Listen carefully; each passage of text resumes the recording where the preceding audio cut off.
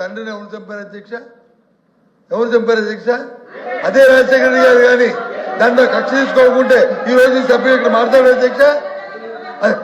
అది ధర్మ అధ్యక్ష. అయిపోయింది వాటి గురించి. రాజశేఖర గారు తండ్రి గారి మరణం అధ్యక్ష. ఏం జరిగింది అధ్యక్ష? వీళ్ళ దెయ్యాలు వేదాలు వల్లించినట్లు వీళ్ళు వల్లించి మాట్లాడతారు అధ్యక్ష. దయచేసి శాంతి భద్రత మాట్లాడారు అధ్యక్ష.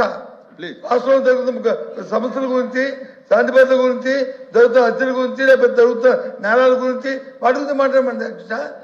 దేనికోసం అధ్యక్ష ఆయన మాట్లాడుతుంది? కంపెనీ మాట్లాడుకోవడానికి ఈ సభ.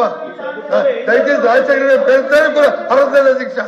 అంత సమయం పాటిస్తూ అంత గౌరవం పాటిస్తూ ఈ రాష్ట్ర ప్రజలందరూ కూడా ఆయన అనుసరిస్తూ ఆయన దేవుడిగా కొంచెం సందర్భం మర్చిపోయారు అధ్యక్ష. వీరే మాట్లాడారు అధ్యక్ష. దయచేసి మాట్లాడారు అధ్యక్ష. అది సందర్భం కాదు. అది